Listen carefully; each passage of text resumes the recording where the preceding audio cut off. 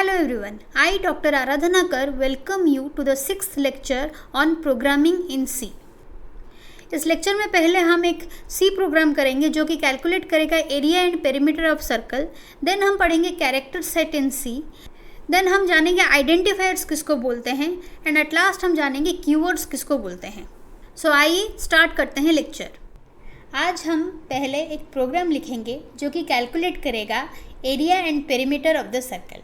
सो आइए VS code को चलते हैं।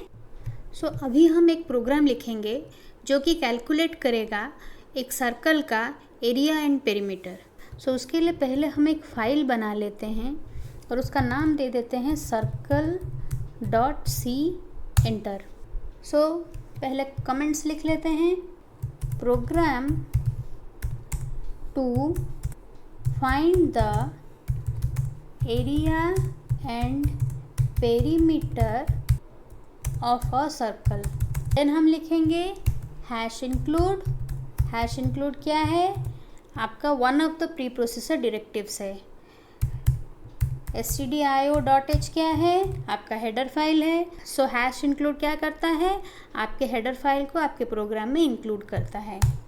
देन हम मेन फंक्शन लिखेंगे। Now area of circle and perimeter calculate करने के लिए हमें क्या चाहिए? रेडियस। और क्या चाहिए? जब हम कैलकुलेट करेंगे एरिया कहीं पे स्टोर हो और पेरीमीटर कहीं पे स्टोर हो तो हमें 3 वेरिएबल्स चाहिए ना। किस टाइप के डेटा उनमें होने चाहिए? फर्स्ट तो एरिया एंड पेरीमीटर आपका ऐसे नंबर्स आ सकता है जिसमें डेसिमल पॉइंट हो तो उनको किस टाइप का वैल्यू बोला जाता है? Floating point values. सो उसके लिए हम क्या यूज़ करते हैं? फ्लोट। सो फ्लोट पहले रेडियस को डिक्लेयर करते हैं, इसमें रेडियस रखेंगे। जब एरिया कैलकुलेट करेंगे तो एरिया वेरिएबल में रखेंगे, जब पेरीमीटर कैलकुलेट करेंगे तो पेरी वेरिएबल में रखेंगे। फिर हम यूज़र को एक मैसेज देंगे, printf enter the radius.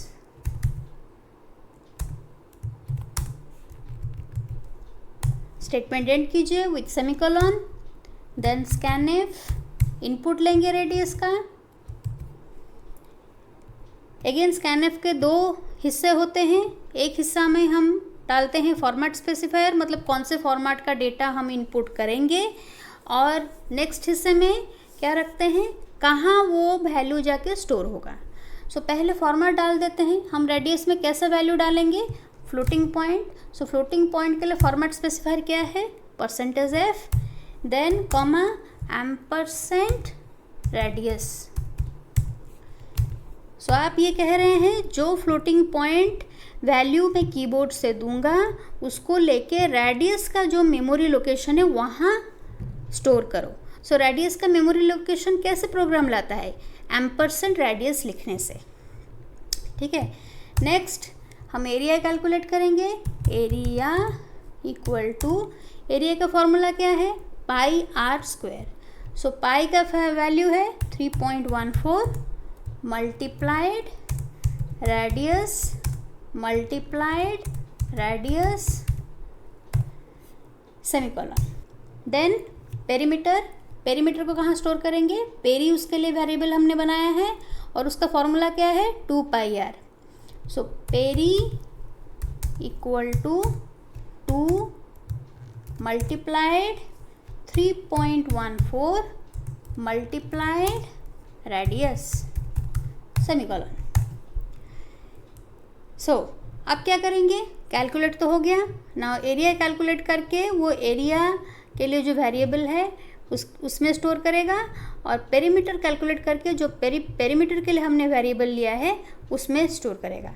Now हम प्रिंट कर लेते हैं एरिया और perimeter. printf the area of the circle is equal to %f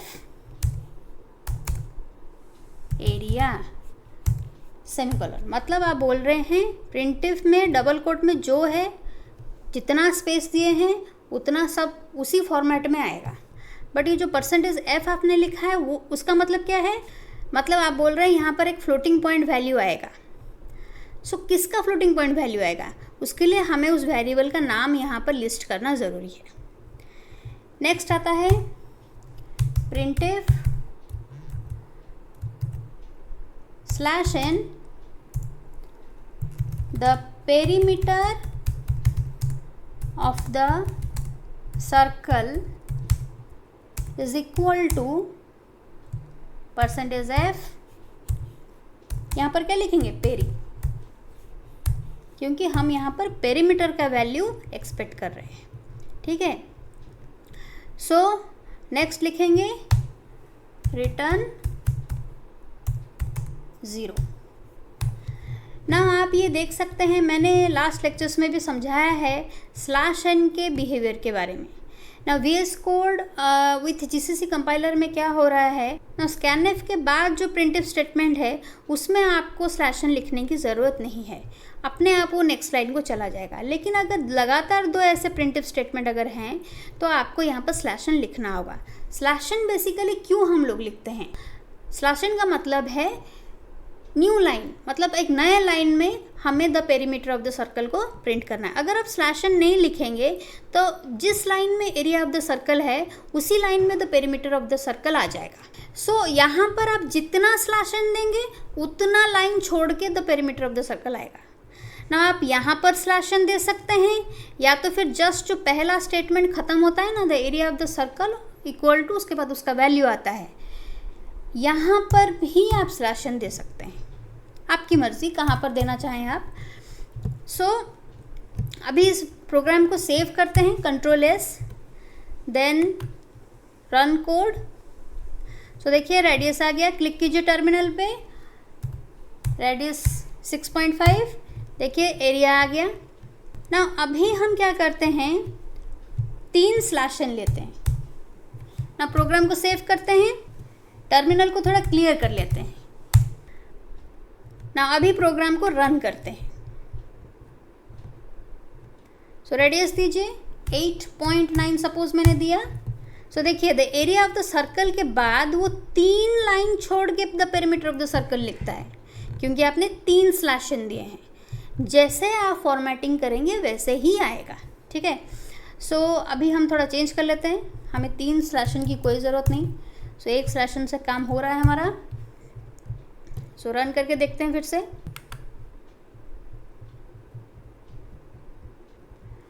सो 4.6, तो ये आया आपका। ठीक है, सो आप 4 भी सिर्फ ले सकते हैं, कोई प्रॉब्लम नहीं है, मतलब आप होल नंबर वैल्यू भी ले सकते हैं। जैसे रन कोड कीजिए फिर से, यहाँ पर रेडियस आया 4 मैंने लिया। सो देखिए यहाँ पर भी आया आपका area of the circle and area of the perimeter of the circle. ऐसा कुछ नहीं है कि आप से 4 पॉइंट समथिंग लेंगे या 6 पॉइंट समथिंग लेंगे। सो देखिए ये जो /n का बिहेवियर मैं बता रही थी ना, scanf के जस्ट बाद जो प्रिंटिव रहता है वो अपने आप /n ले लेता है। ये हर जगह आपको मिलेगा ज़रूरी नहीं है, क्योंकि टर्बो C++ जो पुराना एक कंपाइलर था ना, जो जिसका ब्लू एडिटर होता है, ब्लू कलर का एडिटर होता है, वो मैंने प्रीवियस लेक्चर्स में भी दिखाया है उसका एडिटर कैसे दिखता है। सो उस एडिटर में ना हमें हर प्रिंटिव स्टेटमेंट में /n देना पड़ता था। ऐसा नहीं कि scanf के बाद वाला प्रिंटिव स्टेटमेंट अगर है तो वो अपने आप न्यू लाइन में आ जाएगा। देखिए कंपाइलर टू कंपाइलर कुछ फीचर्स में भी डिफ़र कर सकते हैं। हम GCC कंपाइलर यूज़ कर रहे हैं तो ये मैंने देखा तो मैंने बता दिया आपको। सो इस तरह से हम प्रोग्राम लिखते हैं। अभी हम जानेंगे C का कैरेक्टर सेट। नाउ C में कुछ कैरेक्टर्स हैं जो यूज़ होते हैं, अभी तक हम लोगों ने यूज़ कर लिया है प्रोग्राम में और हमको पता भी नहीं कि वो उनको कैरेक्टर्स बोलते हैं। पहले तो हमारा अपर केस लेटर्स आएगा A to Z, then lower case letters आएगा A to Z, then digits होते हैं 0 to 9 और कुछ स्पेशल कैरेक्टर्स यूज़ होते हैं जिनका लिस्ट मैंने आपको यहाँ पर दे दिया है। अब देखिए ये कैरेक्टर्स की हमें ज़रूरत क्या है, हम वेरिएबल्स बनाते हैं ना। इस प्रोग्राम में सपोज इस प्रोग्राम में वेरिएबल्स कौन सा है, रेडियस हमने बनाया है, एरिया बनाया है, पेरीमीटर बनाया है ना। ये सब क्या स्मॉल लेटर्स में कहीं ना कहीं हम लोग लिखे हैं।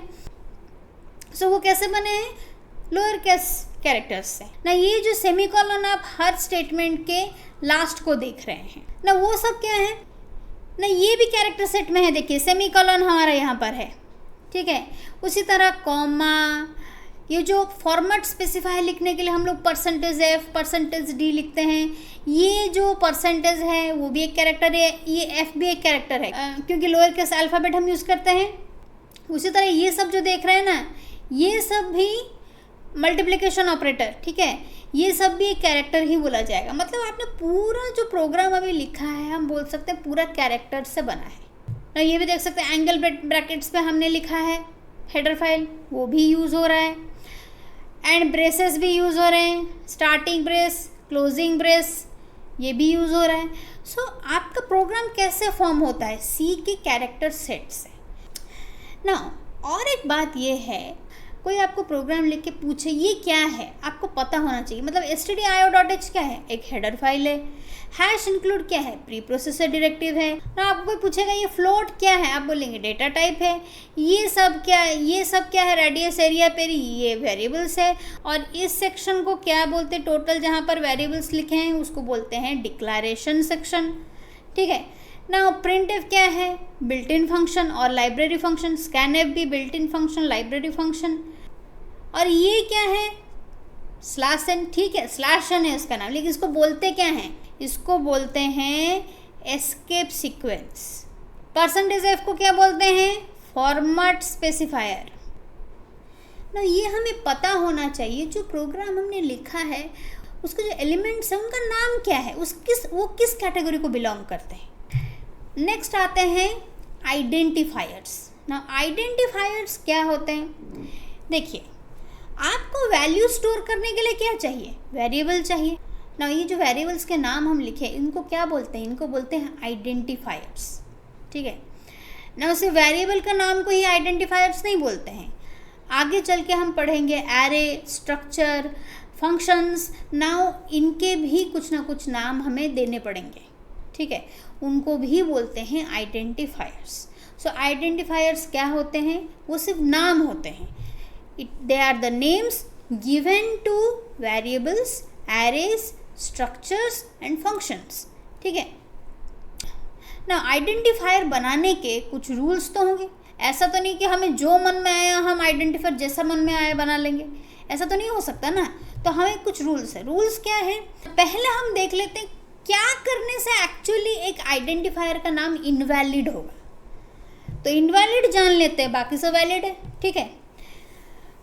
देखिए आपका आइडेंटिफायर कभी भी एक नंबर से शुरू नहीं करेंगे आप, मतलब डिजिट्स हम यूज़ करते हैं ना, डिजिट से कभी भी कोई नंबर से शुरू नहीं करेंगे आप, कभी भी डबल कोट से आप शुरू नहीं करेंगे, और इस तरह से बीच में हाइफन तो बिल्कुल देंगे नहीं, ठीक है। और ऐसे स्पेस आप नहीं रखेंगे। ये सब अगर कर रहे हैं तो वो सब इनवैलिड आइडेंटिफायर्स है। देखिए एक एग्जांपल मैंने लिखा है, मैंने क्या किया है, एक टू टेस्ट वैलिड आइडेंटिफायर्स। देखिए मैंने यहाँ पर इंट लिखा है, ठीक है, और मैंने कुछ वेरिएबल्स डिक्लेयर किए हैं। सो कौन से वेरिएबल्स को एक्चुअली वो एक्सेप्ट कर रहा है, देखिए इसको कर रहा है, इसको कर रहा है, लेकिन इन दोनों को नहीं कर रहा है। आप एरर में देख सकते हैं, यहाँ पर वो एरर दिखा रहा है और यहाँ पर फोर्थ के लिए भी एरर दिखा रहा है, क्योंकि मैंने यहाँ पर ना ये एक हाइफन दे दिया है ना। हम इसको हाइफन बोल रहे हैं, लेकिन सी इसको क्या समझता होगा, मे बी सी इसको सब्सट्रैक्शन ऑपरेटर समझता होगा। वो सोच रहा होगा ये डिक्लेरेशन सेक्शन में ये लोग सब्सट्रैक्शन करने क्या बैठ गए, ठीक है। और एक चीज़ ये है, आप नंबर से शुरू नहीं कर सकते, ठीक है। तो मैंने यहाँ पर नंबर से शुरू किया तो ये इनवैलिड है, लेकिन ये वैलिड है। मतलब आप collection of alphabets and numbers ले सकते हैं। मतलब आप ऐसा भी एक वेरिएबल लिख सकते हैं T12, ऐसा भी एक लिख सकते हैं। और आप लिख सकते हैं जैसे मैंने प्रोग्राम में लिखा T_12। इवन एक वेरिएबल आप बना सकते हैं जो कि अंडरस्कोर से स्टार्ट होता हो, लेकिन ये चीज़ ज़्यादा नहीं किया जाता। ये ठीक है बट ये ज़्यादा नहीं करते हैं।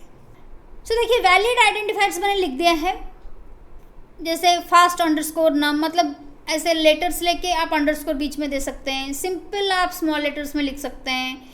लेटर्स और नंबर्स और अंडरस्कोर का कलेक्शन ले सकते हैं, अंडरस्कोर से शुरू कर सकते हैं। ऐसे लेटर्स और नंबर्स का भी ले सकते हैं। सो ये सब कुछ वैलिड आइडेंटिफायर्स है ना।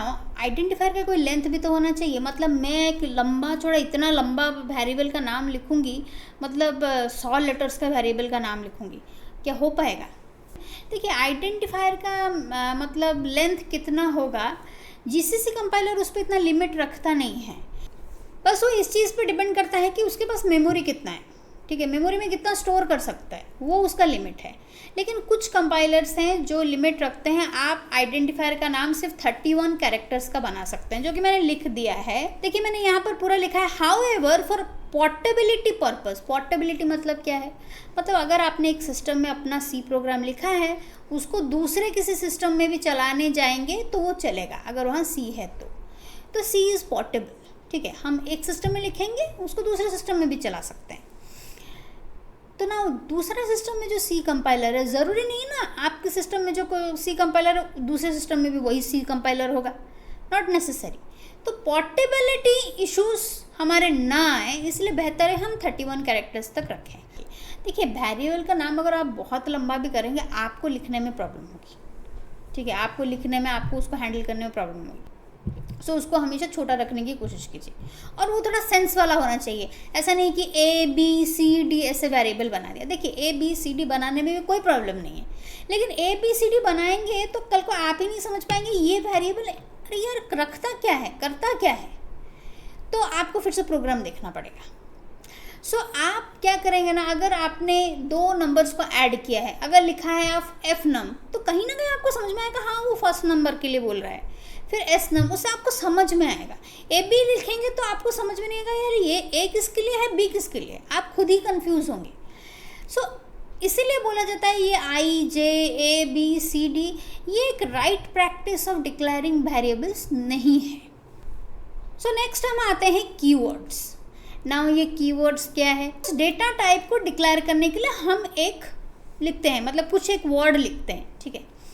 सो देखिए इंटीजर के लिए हम इंट लिखते हैं, फ्लोट के लिए फ्लोट लिखते हैं, मतलब फ्लोटिंग पॉइंट के लिए फ्लोट लिखते हैं, डबल लिखते हैं, कैरेक्टर लिखते हैं। हमें ये तो पता चल गया कि ऐसे टाइप के डेटा टाइप्स हैं, लेकिन उन डेटा टाइप का कोई नाम भी तो होना चाहिए।